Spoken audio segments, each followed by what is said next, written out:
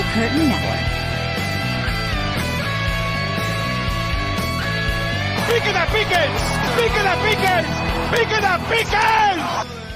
Pittsburgh Steelers fans, what's going on? This is Jeff Hartman, another Steelers preview podcast. A little bit earlier than usual. We've got some weird stuff going on, and sometimes you got to make do, and you got to find when it fits for everyone. So 6 o'clock, here we are Eastern time on Thursday. Joining me as always, Dave Schofield and Bryan Davis. Dave, what's up? Jeff, I'm just happy to actually be able to be here. I'm ever so grateful for the man at the bottom of our screen for stepping in and taking one for the team last night when I was completely down for the count, and he stepped in and did Stat Geek. I said last night, I guess it was early morning when Bryan stepped in and did that for me, but I tried all day to try to feel good enough to get enough energy to do this show with you guys tonight. So I want to talk about this game. I will just do my best to mute my microphone before I go into any kind of coughing fit. There you go. Bryan Davis, what's going on? Hey, I'm just blessed to be here. It was an honor, Dave. Thank you for asking me. I had so much fun doing that show. I see the kind of work you put in, so I appreciate it. It's not just my typical bad language where I'm like, hey, this is what I'm thinking. I'm just going to tell you. So now, you know what? Let me tell you what I'm thinking right now.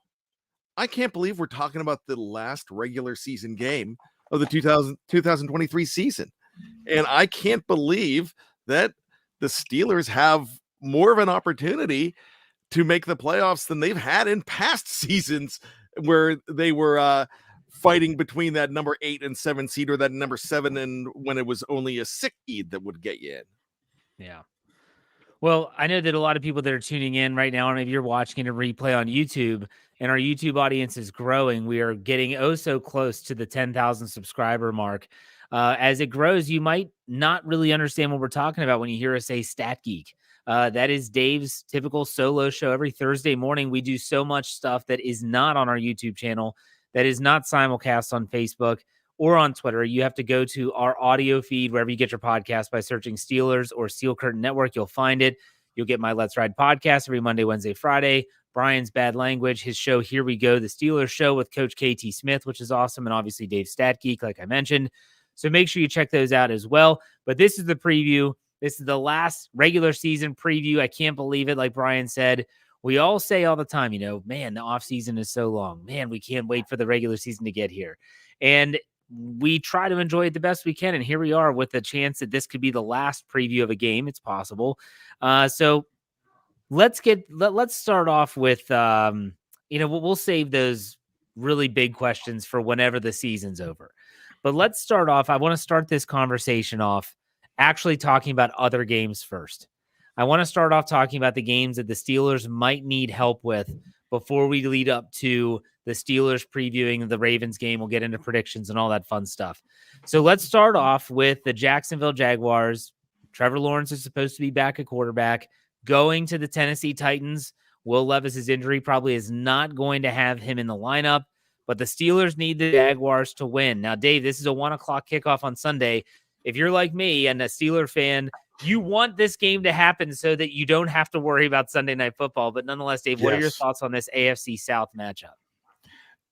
This one's kind of strange because you'd never know exactly what you can get from the Titans. They were looking good a couple weeks ago, but not so good this past week. And the Jaguars were looking not so good for a while, but then they got to play the Panthers. And, of course, that really helps teams look good without Trevor Lawrence even. Still don't know for sure. I have a feeling he's going to play in this game. I'm glad this isn't the only scenario for the Steelers because it just seems it comes down to it too much. Before it sounds familiar. 2 years ago, the Steelers needed the terrible Jaguars to pull an upset to get them in, and they did. Mm-hmm. Now this year, the Steelers need the division-leading Jaguars, who've been leading the division almost the entire season, to drop a game and fall all the way out of the playoff. I don't. If I were going to put a wager on this game, I would assume that the Jaguars are going to win it, but of course that's not what I'm pulling for. But I'm glad it's not the only scenario the Steelers have. That's true. Bryan, what are your thoughts on this game? This is a really weird game for me too, because I like how how Dave mentioned that game where the Jags had to beat the Colts, and that wasn't going to happen as the Steelers were facing Tyler Huntley in Baltimore in a must-win situation where, wow, that's happening again. This time you need the Jags to lose.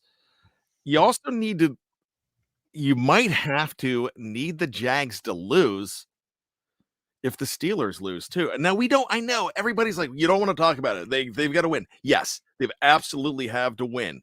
But if something happens that they do not win that first game, it's not all over, and your eyes are really big on this one. And your eyes will be big on Denver trying to beat Vegas in Vegas. So that's the scenario for the Steelers to get in if it just so happens that they lose. But nobody wants to talk about that right now. And I don't blame you. But Trevor Lawrence has not been the same since that injury. And it just seems like he hasn't rebounded well from that. But a lot of times in these situations that they do get better when they're all on the line. And so you're going to find out the true measure of who Trevor Lawrence is. I would probably bet on him.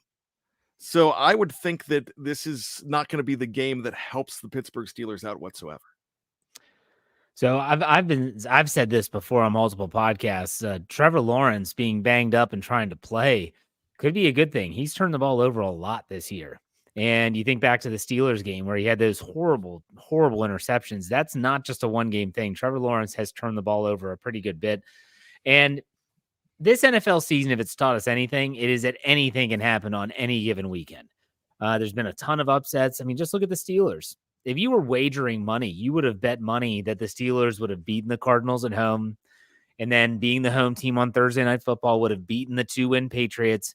And look what happens. And yeah, there's always extenuating circumstances surrounding those type of losses. But, you look at a Jaguars team that has everything to win, but they've lost some really bad games this year. Am I betting for them to lose? No. Could I see it happening in a division game with Mike Vrabel getting his team fired up? And let's also forget you have these veteran players who might want to extend their careers beyond Tennessee, and they're using this last game as almost like a tryout for the rest of the league. Ryan Tannehill, DeAndre Hopkins, Derrick Henry actually could be looking for suitors next year. Mike Vrabel was very open at the microphone this week and said, I hate effing losing. And so he's going to have his team ready to go. That tells me, the NFL knows what they're doing. They love the intrigue of these divisional games in week 18. I'm not saying that I'm going to predict the Jaguars win this or lose this game, but I also wouldn't be shocked if it did happen. Boy, would that be awesome. It would be awesome if the Steelers win Saturday, and then it's Sunday at 1, they at least punch their ticket, and then the Sunday night game only means where are they going to be, going to Miami or going to potentially Kansas City. So we'll see. But Dave, you're predicting a Jaguars win? As I unmute myself, yes. That's what I'm expecting. But like you said, I would not be shocked if a Mike Vrabel led team could win that game. Help me remember, where's that game at? It's in Tennessee. It's in Tennessee. Yes. Yeah, that adds a little bit more to it as well. But remember, Jacksonville, up until they lost a bunch of games in a row, until they finally played the Panthers, they had a better record away from home.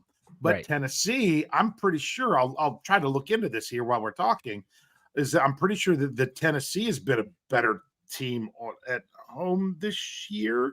I mean, they have 5 wins. Let's see how many of them were at home. I'm counting them up right now. 1 was at home, 2 they were 2 for, then they were 2-1. They lost the Ravens at home, but they only lost by 8. They beat the Falcons at home. Of their 5 wins on the season, 4 of them were at home. The only win that they had on the road was where they beat the Dolphins in Miami. So because that's where you look at a team where you're like, yeah, Tennessee could maybe do something, but I think it being at home for Tennessee is a bigger deal, so they could do it. All right, Brian, you're taking the Jags. Yeah, I'm going to take the Jags. I like what you both are saying, especially what Jeff said. I think that's really interesting. I'm just going to say that it's not going to be as easy. Like Dave said, yeah, who wants to wait until Sunday night? Let's get it over with and rest easy. No, they're going to make us go to the very end. Let's talk about that Sunday night game. The Buffalo Bills go down to the Miami Dolphins in South Beach for the AFC East Championship. And what's crazy is when you think about Buffalo and them playing for the division down there in South Beach, a lot of people think that the Miami Dolphins don't have anything to play for, but they absolutely do. They would host a playoff game as the AFC East champions. Definitely want to win this game. Tua is banged up. They lose pass rusher Chubb for the season with an ACL tear. We're not sure if Mostert's going to be back with his knee injury. Achane should be back because he was healthy last week against Baltimore and had a good game. Tyreek Hill's house is burning on fire and he's in a boot outside. My gosh, like, I don't know. I don't think this is a game that Mike McDaniels just throws his hands up. And when I was recording my Let's Ride podcast with Jeremy Jerome Betts for the All Bets Are Off segment, I looked it up. The Dolphins haven't lost 2 games in a row this entire season. They've dropped 5 games and never once have they lost 2 in a row. Buffalo also, to give my own spin on this game, has not been playing great offensively the last 2 weeks. The 2 weeks ago was when Josh Allen didn't even throw for 100 yards in a win. Last week, I don't even think they had 250 yards of total offense. This is going to be a really interesting game for me. But Dave, what do you think about it? Well, if you want to look at it from more of a global perspective and not a Steelers perspective, if the Dolphins drop this game, they're not going to win a playoff game. No, they're not going to beat a quality opponent on the road in the playoffs after dropping 2 straight at the end of the season. So this is the Dolphins showing they're relevant. So to me, if I'm banking on one of these 2 games that the Steelers need help with more than anyone, I'm actually going with this one. Buffalo's been streaky. Now, did they really step up and take it to the Cowboys? Yeah, but I still say the Cowboys can be a very overrated team at times, especially away from home. So we'll have to see how this one goes. But for this one, I would actually take Miami for this one. Okay. What about you, Brian? What are your thoughts on this game on Sunday Night Football? I'm liking Miami too, just because really the Buffalo Bills, that offense is not right. There's something not right about it. Now think about this, though. There's so much you could say. Where are most of their touchdowns coming lately? And I believe there was Josh Allen, but where are they on the ground? On the ground. Yeah. So what does that tell you? They're not getting the big splash plays that they used to get all the time. So if Josh Allen is running it in, then to me, that tells you that there's some kind of, when they fired their offensive coordinator, Ken Dorsey, when they made that change, all of a sudden there was, just like the Steelers that first week, man, there's like things seem better. They seem like they changed. Now the Steelers went through a little more of a drop than Buffalo did, but lately it just seems like Buffalo is a little bit stagnant on offense and reverting back to what ailed them. So the fix wasn't complete. Josh Allen is still a very capable quarterback, but he's not that guy that you're betting the house on. So I'm thinking right now, you've got a team, like you said, I've never seen, Jeff, an injury report that said house on fire. But but when you have all this weird stuff happening, it either cements you as a team with something to prove, and this is a team that scored 70, or this cements you as just a hard luck team. I don't think Mike McDaniel, I think he's crazy. I think he's nuts. I think he's a weirdo. But there's genius in that crazy nut and weirdo. And I don't think if you watch Hard Knocks in season, you find out that this guy knows how to motivate these guys. He's the nutty professor, is exactly what this guy is. And I'm thinking that they fulfill their prophecy, and especially the fact that they got murdered against Buffalo before. So this is going to be an interesting one to see. And thank goodness for Miami that it is not in Buffalo. Yeah, so what did you all think about the schedule? Let's start there. What did you think about the Steelers playing Saturday afternoon, evening, and then all the games, the biggest one that we talked about, obviously Buffalo and Miami, being it's Sunday night. Dave, when you saw the schedule release, what was your thoughts? Yeah, it's another one of those things where I thought they weren't putting them really together the way they should, but I kind of see where they came from. I was really happy because I don't know, because we're supposed to have, get some weather, which we'll probably talk about that with the game coming up with the Steelers. Yes. I was happy because my son has his first fencing tournament on Sunday, and I was going to miss it because of the Steelers game, and now I don't have to. So personally, I thought that was pretty good. Yes, Fencing. He's selling hot merchant. Hey, who wants some of my watch? No. Like I say to people when he tries to play basketball, I'm like, I can't dribble that well, but he could stab you through the heart. But it's just a lot of fun. There's no way I thought this one was going to be on Saturday. It just didn't make sense with the Ravens having nothing to play for. And I don't know that the Steelers, that it puts them at a disadvantage. I like the whole idea that they can 100% focus on their game. Yeah. And then worry about what else is going on. You don't have to watch it. Jeff, I sat at your house at week 18 last year, and we were watching the Steelers take it to the Browns pretty good. But what did I have on my phone? Trying to watch Joe Flacco take down the Miami Dolphins, which didn't happen. Yeah. So last year you needed Miami to lose, and they won. This year you need Miami to win. We'll see what happens. So it's just all kind of coming back. But I thought it was kind of weird. I get why they put that one on Sunday night, because the winner wins the division. Yeah. If the Jaguars would have lost last week and it would have been the Colts and the Texans, I think they would have flip-flopped those two games. Yeah. Because the Colts and Texans would have been playing for the division. They always like that for the division or winning in situation on Sunday night in week 18. So, Brian, what about you? When you heard the schedule, what were your thoughts? That's a sexy game. It really is. The Buffalo and Miami. That's one that you're probably, if they were doing the schedule at the beginning of the year, they're probably scheduling this as one of the night games, or CBS is trying to go ahead and grab it. The Steelers and the Ravens are Yankees Red Sox now. They really are.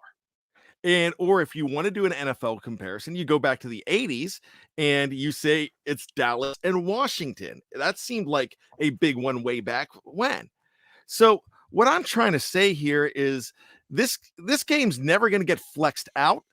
But like Dave said, there's kind of not enough here to make this your primetime game, but it is still standalone. And it's primetime in a way when it's standalone. So there's some respect put on that game. They know it's a very good lead in for the NFL, and they know it's strong. It's going to get ratings for them in this particular spot.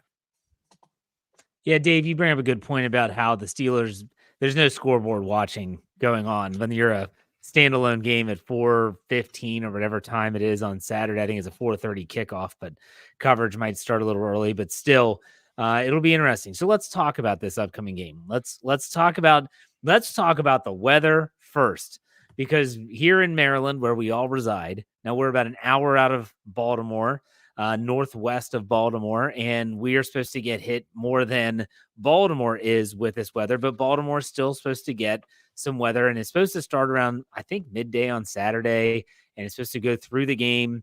I think the Baltimore area is supposed to get, I don't know, a couple inches, and then we're supposed to get anywhere I've seen upwards of 6+, depending on who you believe and listen to. So, who do you think the weather would actually help or hurt, Dave? I'm going to say that the weather helps the Steelers, because the Steelers have been relying heavily on the run game. I know Baltimore does too, but theirs is a different kind of run game. Theirs feels more like a finesse run game more than a power run game. But you're not dealing with Lamar Jackson. But Snoop, I guess, tries to do a lot of the same things. So, to me, when you've got two guys that completely dominated the angry run segment this past week.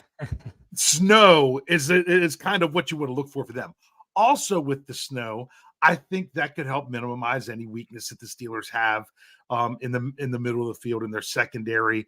With Minkah Fitzpatrick might look like he might be back, and stuff with the linebackers, especially in coverage, that could maybe minimize that somewhat, because I don't know how much they'll be looking to throw the ball. Steelers fans keep saying, "Oh, Baltimore would love nothing more than to knock the Steelers out of playoff contention, keep them out of the dance." That's really what they want. This team is thinking about the Super Bowl. They don't care if the Steelers are the 7th seed, because the only thing that's going to affect them is if the Steelers then would win the next week. This team is Super Bowl minded in Baltimore. So the biggest thing they need to do is to get out of the game. I'd say get out of town, but it's a home game, with a clean bill of health. So if it's snowing and everything, I think Baltimore's going to take the time to just kind of run the clock and do their thing. And I don't see Wang Harbs going crazy. I mean, of course he's going to do stuff at the end. If he can go for 2 to try to win it, he's going to do it, just because that's what they do. But their number one priority here is to not screw up their Super Bowl chance. That's why players like Lamar Jackson and Odell Beckham are playing. Yeah. Brian, what's your thoughts on the weather? I'm going to not so fast you real quick, Dave, my friend. Mm-hmm. And the reason I'm going to say that is because this is the nickname Wang Harbs came out of this game in 2019 in the rain and snow.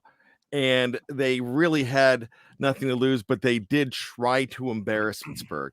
That was a very embarrassable team back then, because it was Duck Hodges and things were a mess. But when you look at this team, the Steeler team is more mentally strong than it was just a month ago. And even though this is the best team in football in the Baltimore Ravens, they are not a mentally strong team. They're very emotional. They are very knee-jerk, and they are not a good decision-making team. And that starts with your coach, John Harbaugh, and goes all the way down.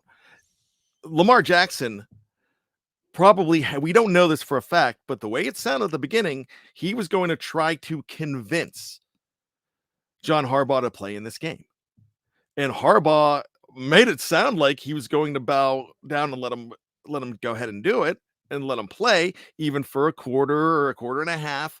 But thankfully for Ravens fans and for him, that they were smart enough to just not do that, which surprises me, because he's a knee-jerk coach. Well, take away the knee, he's just a jerk coach.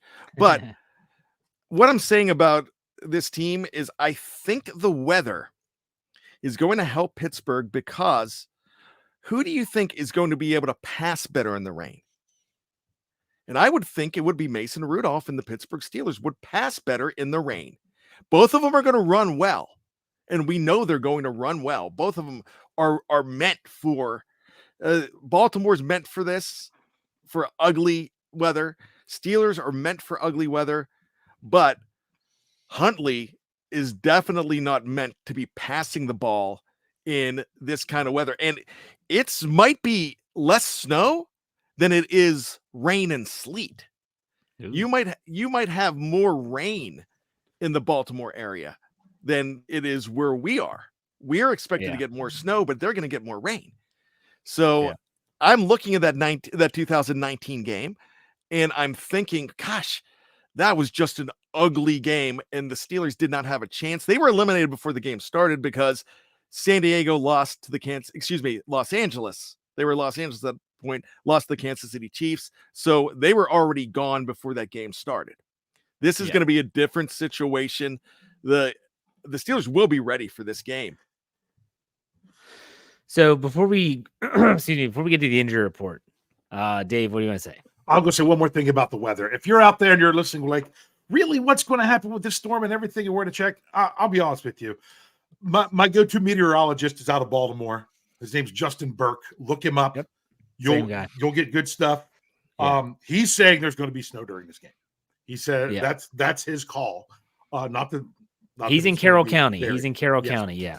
Yeah, which is down there closer than what we are. So, Correct. but if you're curious how things are evolving, just go on social media and look for him, and you'll get some good stuff. JustinWeather.com. Yep. JustinWeather.com. Are you guys starting him, Justin Burke, this week in your FanDuel? No, I'm not. He's benched. He's been benched. But before we get to the injury report with Dave, let me just say, how tone deaf is the National Football League? So not only do they put the Steelers and Ravens in a standalone game, but when they assign the officiating crew, they decide to take the guy, and I don't even know the dude's name, I'll be honest. Brad Allen. Brad Allen, the guy that just botched that Detroit Lions 2-point conversion and made a mockery of NFL officiating for literally the umpteenth time this season. And they're like, hey, here's a primetime standalone game. Go get him, Brad. How tone deaf can you be? I just don't get it. I actually thought the Seattle game in Pittsburgh, in Seattle last week, was one of the best officiated games I had seen in a long time. Sure, there were missed calls. Yes, TJ Watt got tackled on the play where he got banged up. Should have been a hold. Very few penalties were called in that game. I think only like 4 accepted penalties total, maybe something along those lines. I thought it was a well officiated. That was Hockey. I think the Sun, little Hockey did that game, and so I thought it was good. I just tone deaf beyond belief that they have this guy and this crew that was downgraded in the postseason in a standalone game. Again, I don't get it. This should be Jets and Patriots. This team should be doing Jets and Patriots, yes.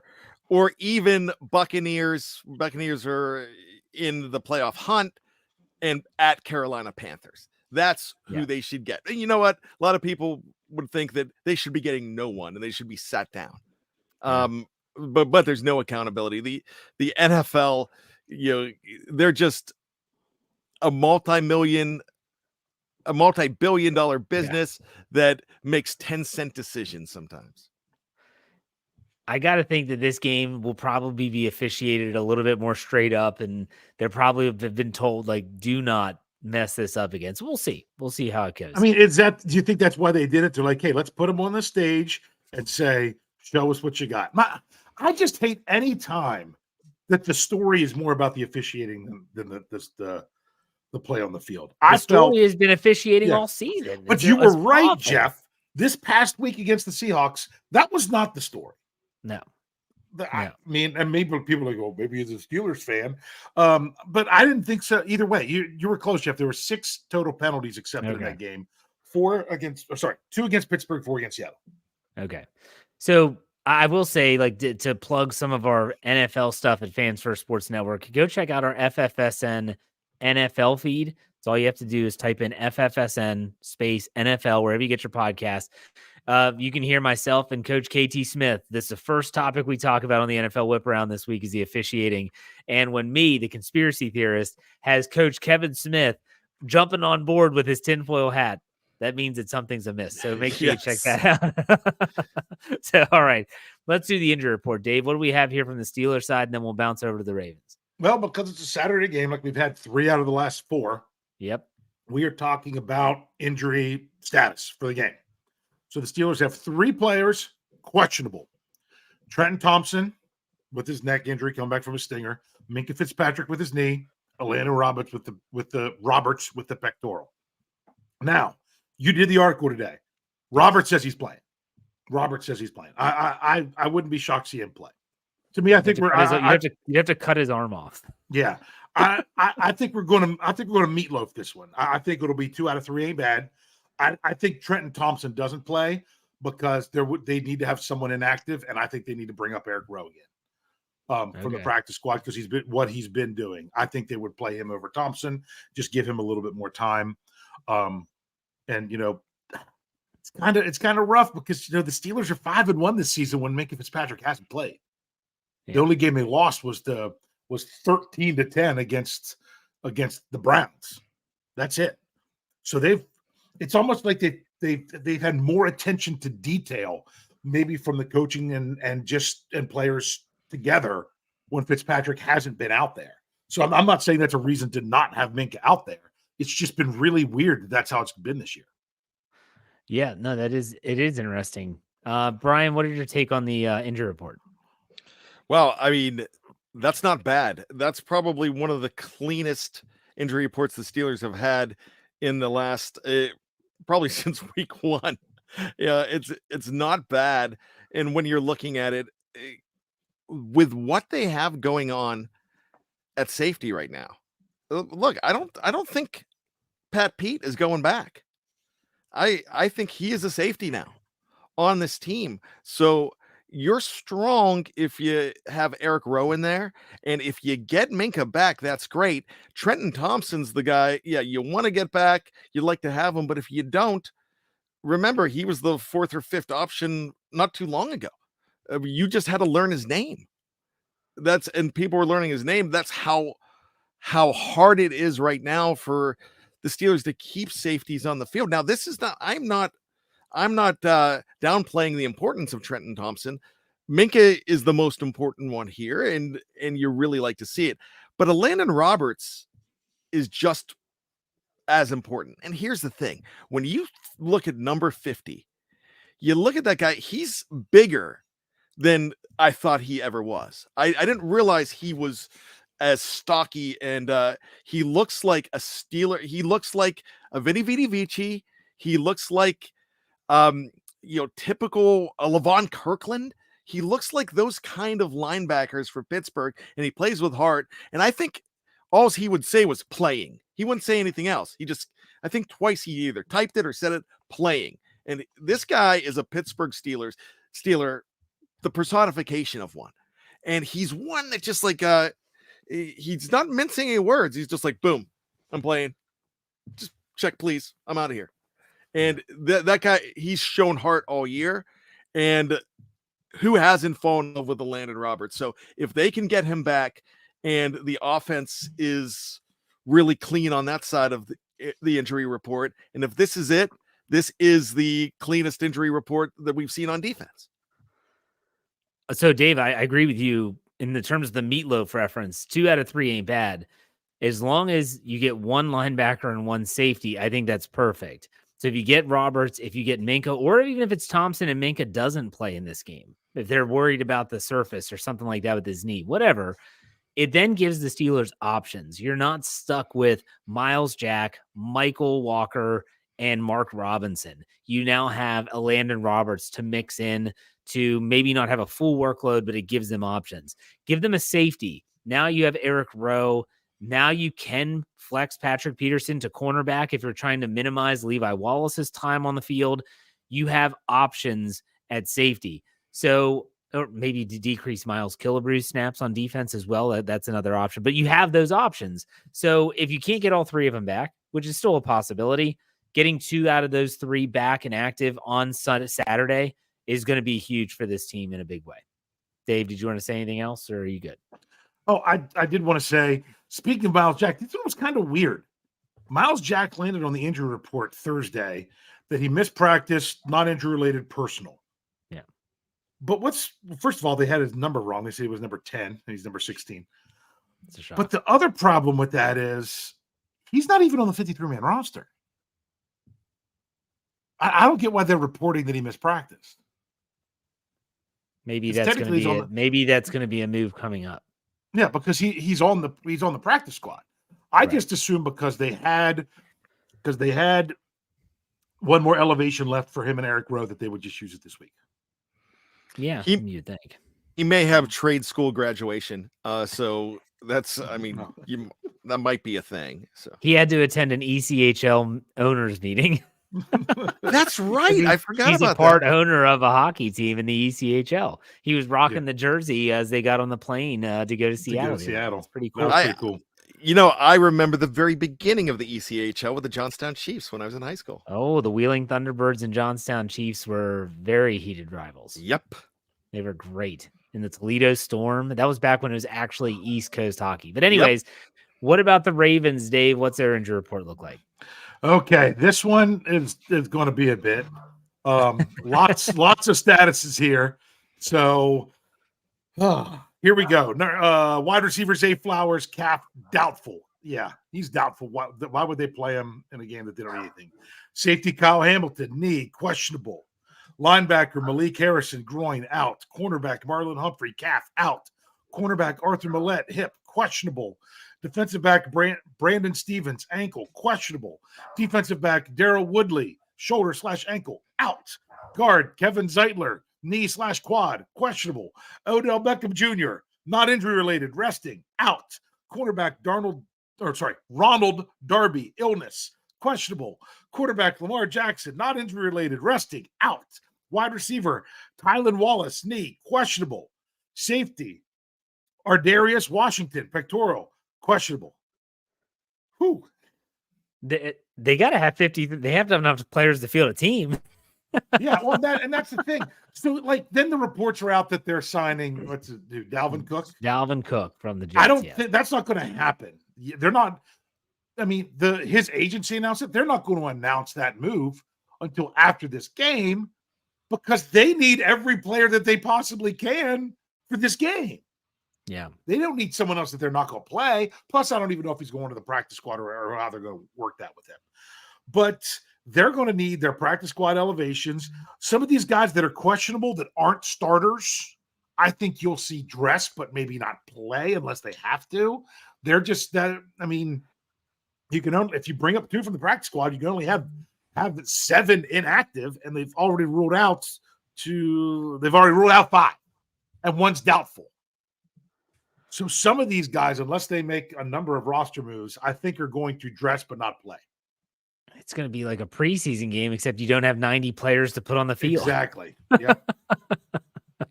Brian, anything to add about the Ravens, the injury situation?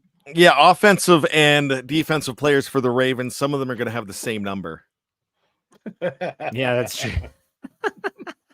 I hate that in the preseason. No, you know what? Let me say about this whole thing. Wow, if they are smart, and sometimes I doubt it, but there's no reason to play Zay. There's no reason to really play number 14, Kyle Hamilton. Why?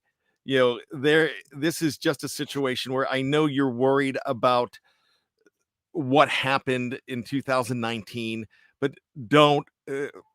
If I'm a Raven fan, I'm like, guys, just look at the big picture. This game doesn't matter. Put your pride aside, put all of this aside, and just get healthy and get through this game unscathed.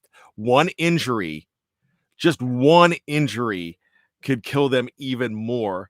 And there's no reason to have even one player injured when you've got so much more at stake. We will see. Let's take a quick break. When we come back from this break, we're going to talk over-under game. We're going to give our game predictions and all that fun stuff, as well as Steelers trivia. Stay tuned. If you're watching live on YouTube, Facebook, or Twitter, we're not going anywhere. For those on the audio side, we'll be right back after this break.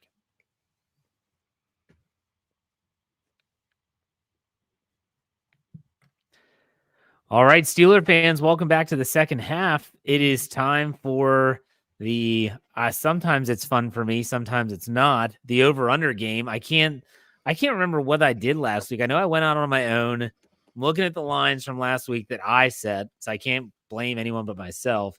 What did we do last week, Dave? Well, Jeff, here's the deal. You did 6 lines. Yes. There were 2 of them that all 3 of us agreed. Okay. And those were the only 2 you got wrong. Ooh. You were 4 for 6, where Brian and we were 2 for 6. Oh, don't call it a comeback. No, wait a second. No, those were the only 2 that we all 3 agreed on that we were over. Sorry. We all had one that we all agreed on that was under, and that was right. And that was Rudolph TD passes. So Jeff got 4, Brian and I each got 2. That means I'm still in the lead. This is really coming down to the end of it. Sorry, Brian. Jeff passed you. I've got 36. Jeff has 33. Brian has 32. Oh, man, this is great. Mm-hmm. LL Cool J, ladies love Cool Jeff. Is that you just don't call it a comeback? Because see, now I'll be honest with you. The way this should work is because I'm in the lead. I should get to go last. So Jeff just can't go opposite. I'm kidding. I don't care. I want to keep it the same order. I do my lines regardless of what you guys pick. Okay. So I was just going to say Jeff should just go opposite of me on everything to see if he can make it up. Okay. I'm inspired by this. Now, Jeff is doing LL Cool J. Don't call it a comeback. And he's claiming he's been here for years. I'm just going to say Mama said knock you out. There you go. I love it. I love this week. Knock both out so we could. No, sorry.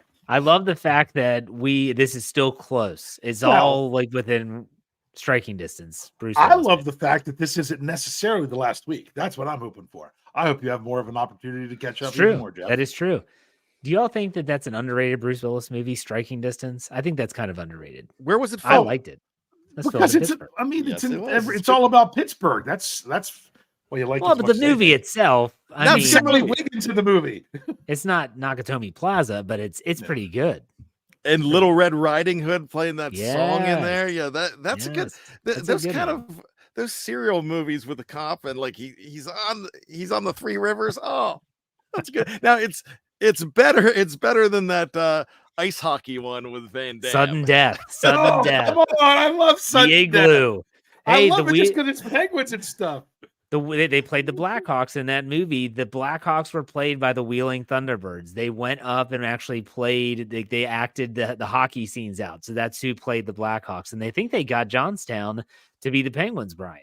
To be, Yeah, I think if so. I'm being honest. Yeah. All right. Anyways, enough movie talk. This isn't Siskel and Ebert. So let's go over under game. Are you ready? Let's start off with Rudy touchdown passes. That's Mason Rudolph. I got it with 1.5. 1.5, Brian. I'm thinking about the weather. Thought this would be a good line. What do you think? I know where you guys are gonna go, so I'm just going for broke. I'm gonna say I don't believe in this, but I'm gonna go over. Let's go with 2. Okay. Dave? Well, because you know where I'm going to go based on the weather. Now, if you would have said Rudolph overall touchdowns, that would have been a little bit different. Because that's I a wouldn't be passing. shocked if he ends up sneaking one in or something at some point. But for me, based on that, I'm going with the safe bet of going under. I too am going under. I'm thinking it's gonna be 1. But we'll see. Brian, you might be right. Every now and then I'd they love do to see it. I hope you're I right so know. bad, Brian. Yeah, absolutely. Let's go with Pittsburgh Steelers team rushing. Team rushing had a big outing last week of over 200 yards. I've got the line this week at 145.5. Ravens do have a good defense, although they're not going to be playing a lot of players. You think you're going to lean on the running game? 145.5, Brian, over under. I'm actually going to go with 144. I'm going to take the under, but barely. That's Okay. a good day at the office, and we've been talking Absolutely. about this the last 3 weeks. You know, when you're taking the Steelers in the under, and that's still not that bad, not that shabby. Dave, what do you think? I'm gonna take the over because I think they can get to 150. I'm going to go under. I'm going to go under. You should I'm go going over. to Jeff. go slightly under. Slightly under. That's a So, good line, though. I think you did that there. Thank you. Let's go with Jorgito Pickens receiving yards. And I went with, this is, again, it's just you don't know where to go. I'm going 90.5. Ooh. 90.5. Brian, what do you think? I'm going to go under, but barely. He's just gone off the last 2 games. That's a hard thing to keep on doing. So he's going to have a great game, but let me go under. And there's some gamesmanship in it for me too. Okay, Dave? Yeah, I'm going to go under as well this time, just because I don't know how easy it's going to be to pass the ball. I'm thinking of snow. If it doesn't snow, then everything that I'm doing is just off. But it's just what's in my mind. Therefore, I could see him.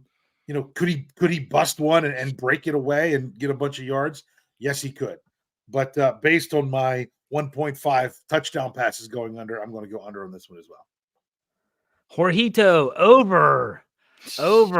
Let's do it. I mean, hey, he went off last year in sub-zero temperatures on Christmas Eve against the Raiders. So let's do it again. Let's have a good game. Well, do you think if it's snowing, do you think that Rudolph might be a little bit less likely to just chuck it deep to him when he's not sure what's going on? I think he'll look for the more open guy in Deontay Johnson short. I don't think snow impacts the game as much as rain does in terms of passing the football. I think that the football's not going to be like overly wet. They rotate him in enough. No, I think if he sees one-on-one coverage, he's going to throw it to George. Okay. Jorgito. All right. Let's go with the next one. Pittsburgh Steelers sacking Ravens quarterbacks. I've got that line. This is disappointing for me. I feel like this is easy money, but I don't know anymore. 2.5 is what I have the line right now with Steelers sacks. Brian, what do you think?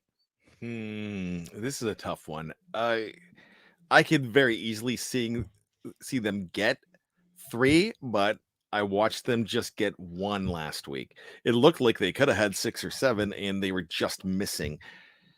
Let me go under. Okay, Dave. I'm going to go out on a limb, and I'm going to go over. My biggest concern is if Baltimore doesn't throw the ball enough to get to 3 sacks. But I think if the Steelers can get a lead and Baltimore feels like they need to throw it occasionally, then the Steelers could maybe get to them and maybe erase that mentality. I'm just going to go with it. I'll go over. The Steelers have had a lot of sacks to end the season at times. Yeah.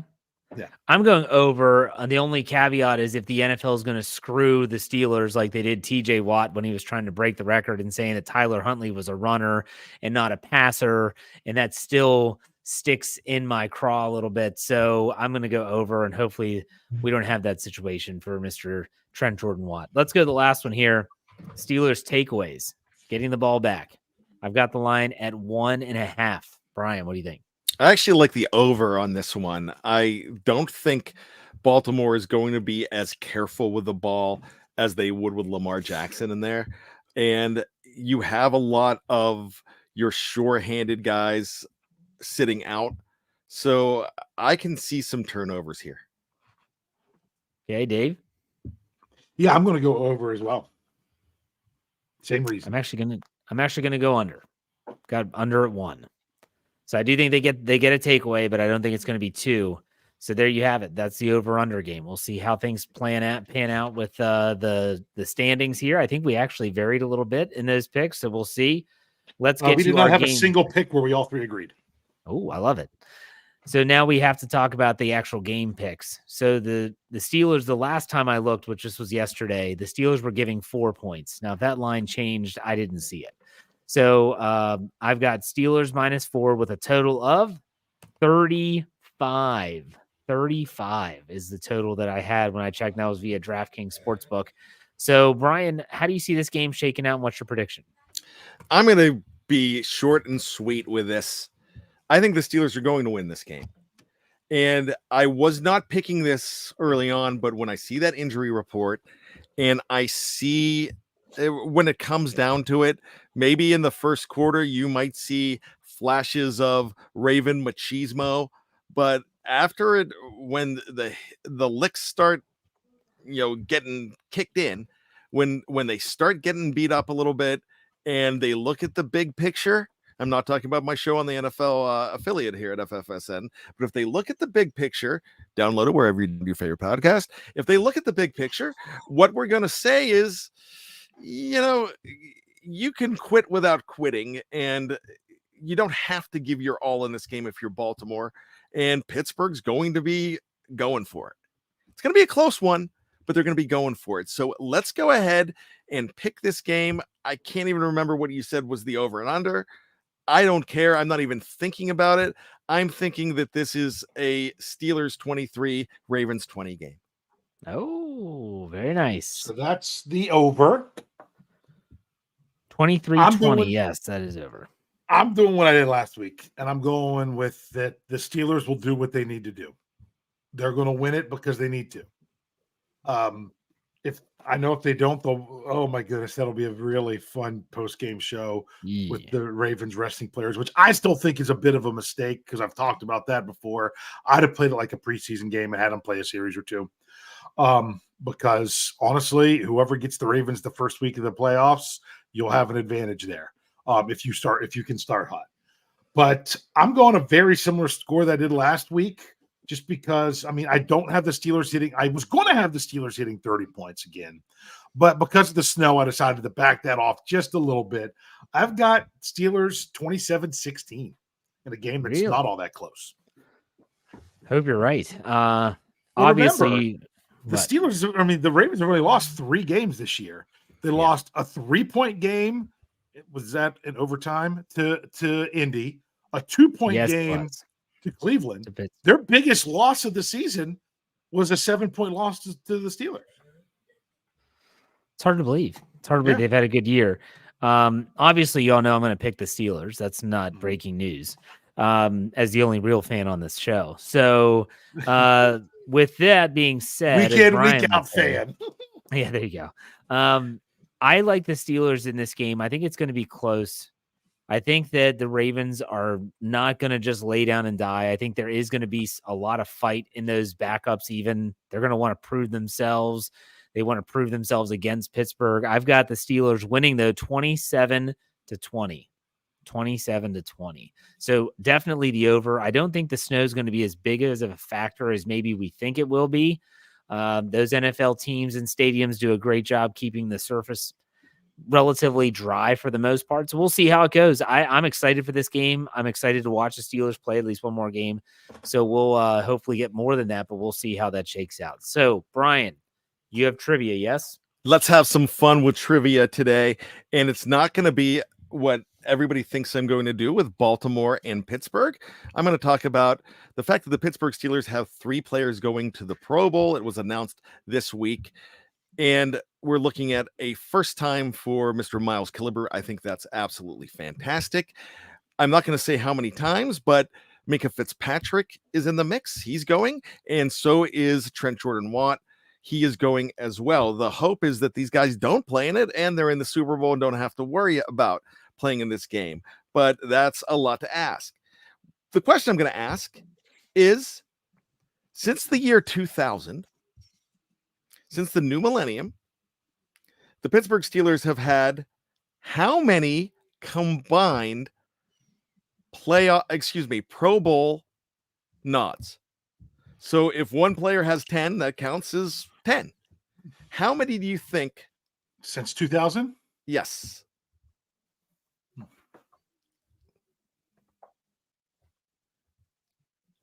I'm going to go with since 2000, so that's 23. 24. If you count 20, if you count And we're counting this year too. Okay. Yeah. I'm counting 2000. So that's 24. Right.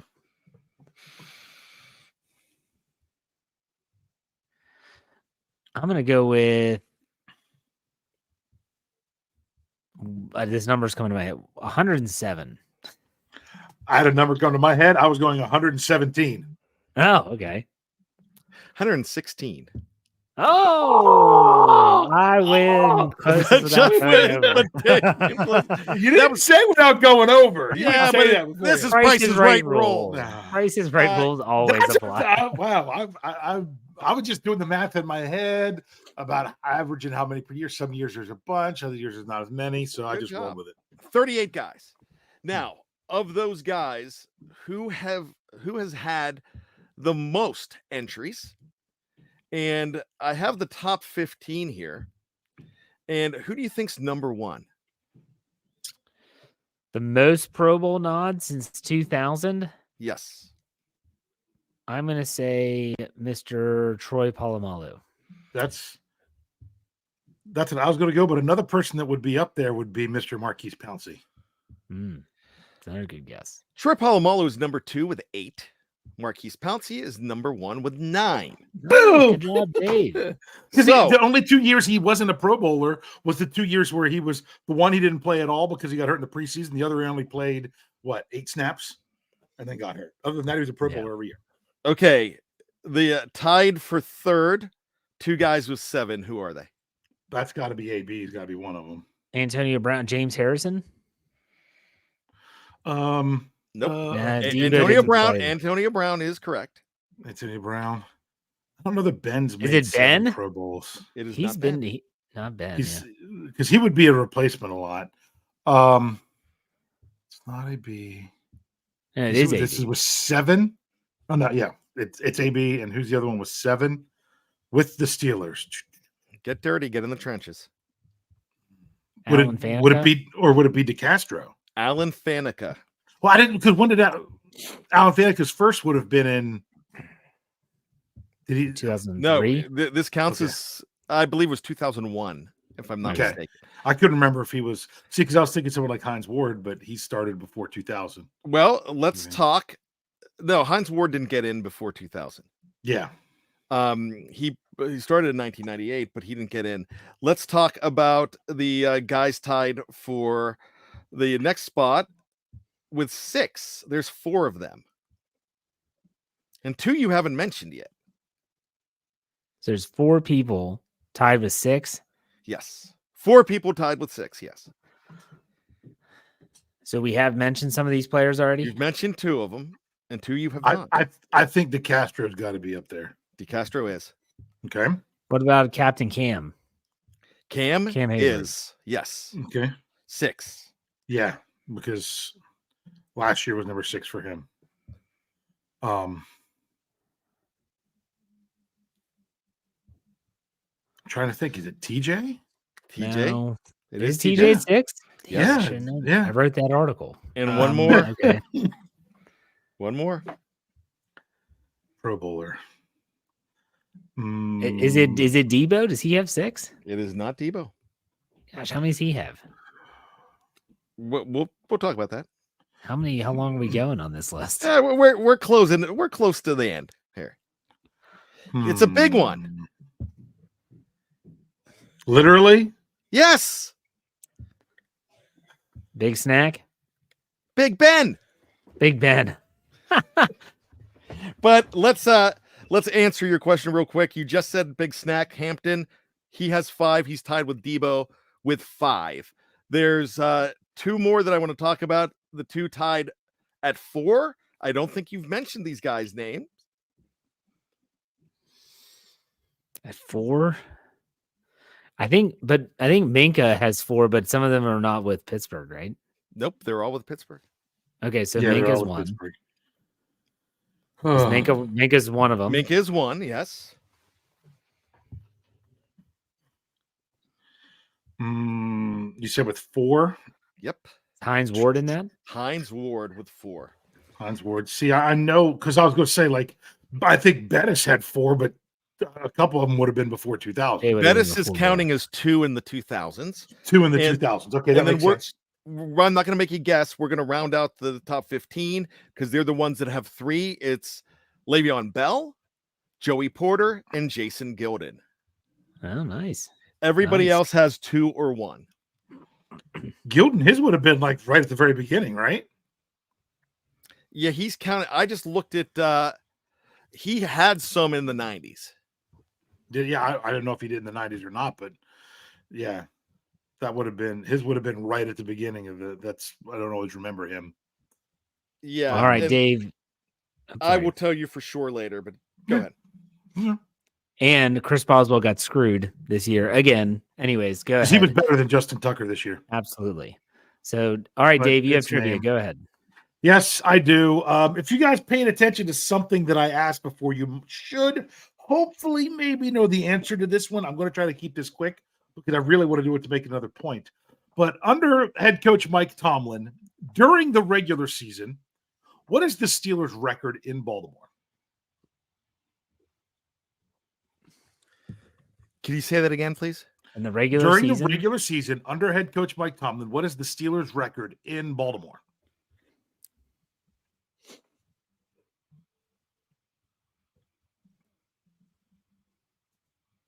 I'm going to say It's going to be 16 games, just so you know. 8-8. No, I think he's won more than he's lost. I'm going to say 9. You said 16 games? Yes. So I'm going to say 9-7. All right, because if you guys remembered a couple weeks or so ago, I had said something that, hey, if the Steelers can win in Baltimore, that would actually tie the Browns for the most wins on the road, and that would have been to get to 9 because he is currently 8-8. Okay. But here's what's interesting about this one. What do you think Coach Tomlin's record is in the last 6 games in Baltimore? Well, that's actually pretty. Okay, wait, 23, 22, 21, 20, 19, and 18. So from 2017 on. So I will tell you this. We know that there was that loss, and there was that loss with the Duck Hodges that we talked about in 19. Mm-hmm. I'm actually going to say 5-1. Okay, Jeff said 4-2. Brian says 5-1, and they are 5-1. Wow. In the last 6 games in Baltimore. The Steelers actually have won. I didn't have time to look up this to see if there's any other team that the Steelers have a current winning streak that's longer than what they have against the Ravens in away. because they've won the last 3 in Baltimore. They don't have that against Cincinnati or Cleveland. So I would have to go into teams that they only play every few years if they would have a better streak.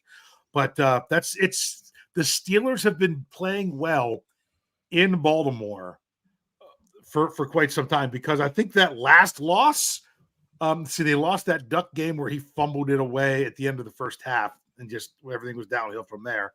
But then the last one before that, there was one in 2016, and then the one where they lost 21-14. Then they had that 20-17 loss, which was that infamous. I was there for that one. The Ryan Mallett Ryan, game. you were there too. Yeah, the Ryan Mallett. May he rest in peace. May he rest in Mallett. peace. But yeah, we were both there. We didn't know each other at the time, but Nope. we were both there. But yeah, they've really turned around and done well in Baltimore. So trying to give you all some hope going into Saturday. There you go. Did you want to, Dave? Was that going to tie into your final thoughts or no?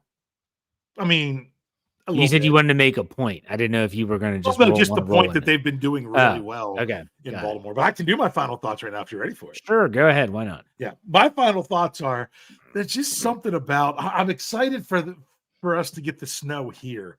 There's just something exciting about sitting, inside in a warm house, maybe under my Steelers blanket or something, and getting to watch a football game during a snowstorm.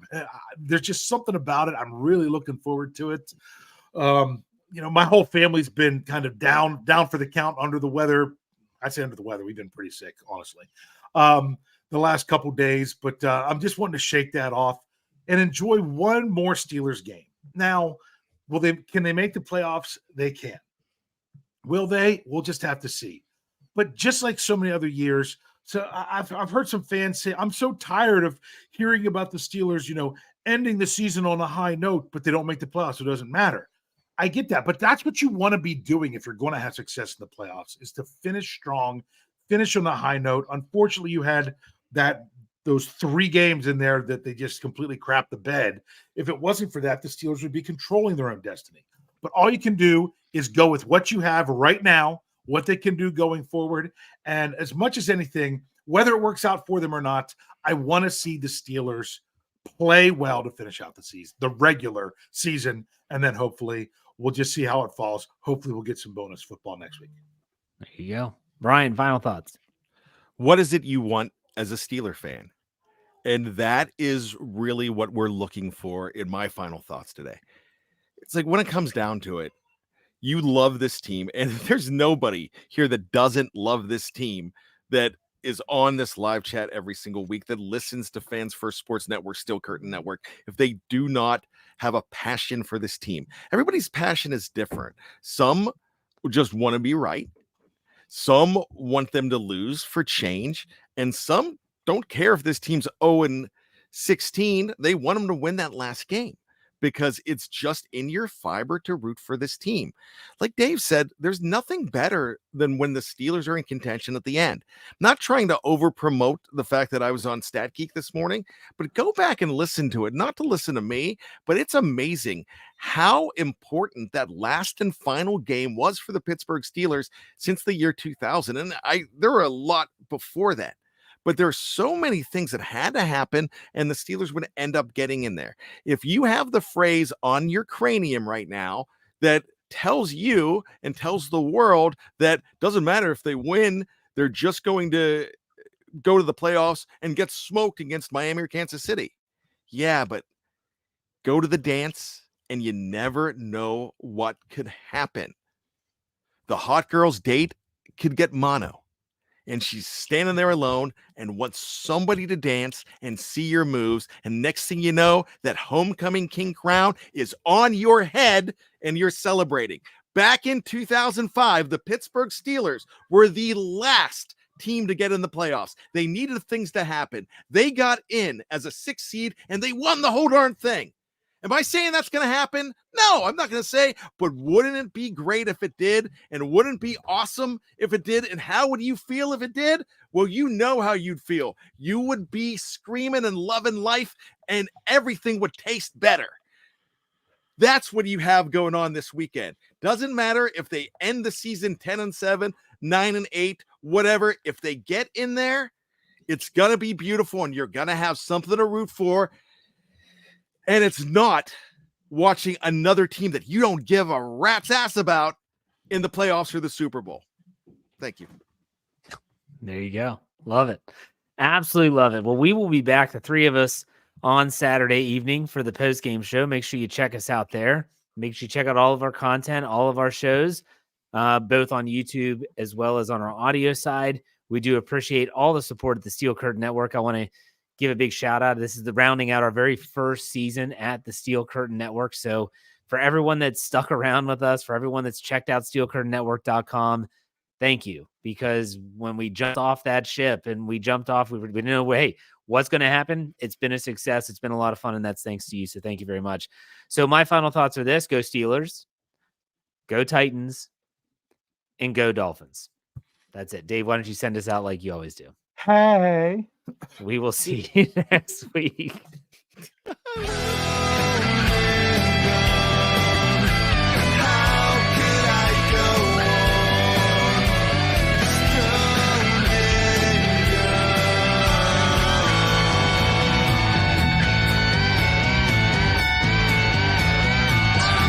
Steel Curtain Network.